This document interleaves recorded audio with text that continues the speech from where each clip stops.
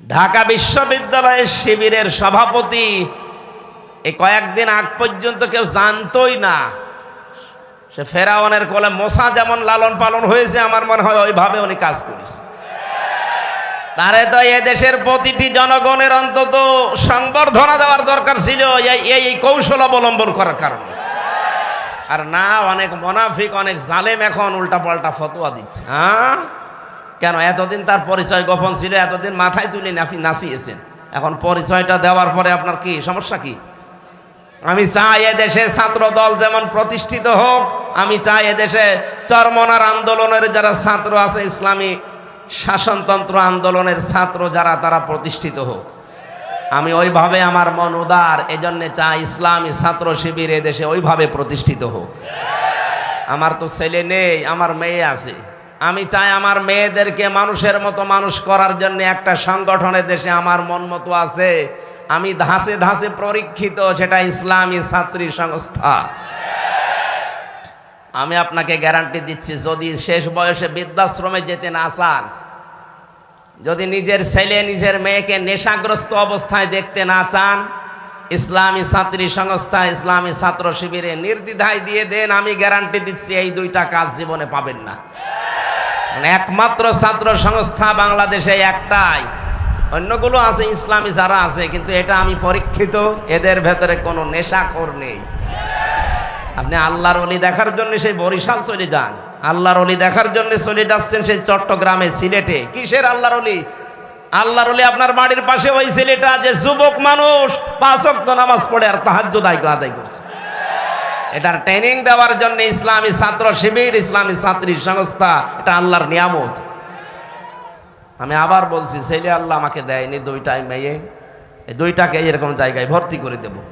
আমার জীবনের কোনো চিন্তা থাকবে না যে তাদের নিয়ে, কারণ ওইভাবেই তারা ধাঁচে ধাঁচে গড়ে তুলবে। 5 ওয়াক্ত নামাজ পড়লে রিপোর্ট লেখা লাগে যে আমি 5 ওয়াক্ত নামাজ পড়েছি। আমি পরীক্ষিত এই কারণে বলছি, কয়েকদিন আগে আমার একটা শপথ ছিল, কিন্তু হয়নি। 120টার উপরে আমরা প্রশ্ন দিয়েছিল, পারিবারিক জীবন সম্পর্কে 20টার উপরে। আমি সারা দেশে কোরআনের ওয়াজ করে বেড়াই, অথচ আমি এ পরীক্ষায় পাশ করতে পারলাম না, আমার সিরিয়াল আবার পেছিয়ে দিয়েছে।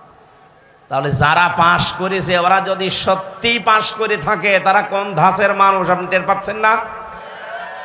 নবীজি যা করেছিলেন আমার মনে হচ্ছে 1500 বছর পরে তাই করছে এই মানুষগুলো। এমনি এমনি আল্লাহ একেবারে সহজে বিজয় দিয়ে দিল। এর ভেতরে কত ঘাম, কত রক্ত, কত কৌশল, কত বুদ্ধি আপনি টের পাচ্ছেন? 15.5 বছর বহু চেষ্টা হয়েছে, কিচ্ছু হয়নি। জালেম আরো তার বৃদ্ধি বাড়িয়েছে। কথা বলেন। আগস্টের 5-এর পরে যারা ইসলাম বোঝেন না, তারা কিন্তু উল্টাপাল্টা শুরু করেছিলেন, কিন্তু সত্যিই যারা ইসলাম বোঝে, 152 জনের ভেতরে 108 জন যারা, তাকান তো, তারাও ঠিক এইটাই কায়েম করেছে। তারা দেখিয়েছে, কিন্তু একটাকে হয়তো বাড়িতেও রাখা যায় না, জান্নাতে রাখা দরকার। আর আমারে ওরা ফাঁসির কন্ডেম সেলের ভেতরে 24 ঘন্টা তালা লাগিয়ে আবার সিসি ক্যামেরা দিয়ে রাখে, যেন আমার সাথে কেউ যেন কথা না বলে। মাওলানা মামুনুল হক আর আমারে এত কষ্ট দিয়েছে, রিমান্ডে তো দিয়েছে মাটির নিচে নিয়ে, জেলখানার ভেতরে। আর অধিকাংশ পড়তো আমাদের মালায়ন হিন্দু, দেবদাস, সুব্রত বালা, দেবদুলাল, আশিক কুমার, এ নামগুলো মুখস্থ হয়ে গেছে।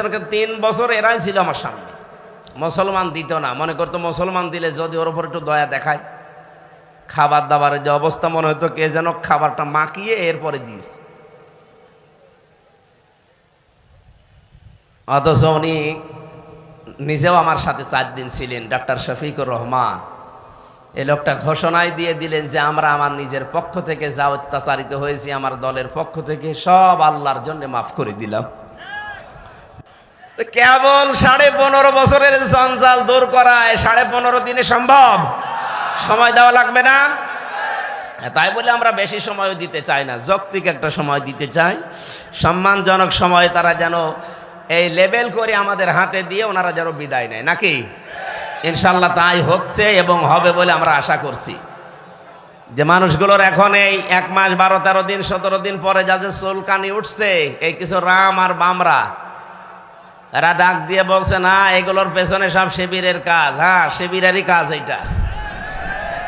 কারণ যুদ্ধ ক্ষেত্রে কৌশল অবলম্বন করা এটা নবীর সুন্নাত।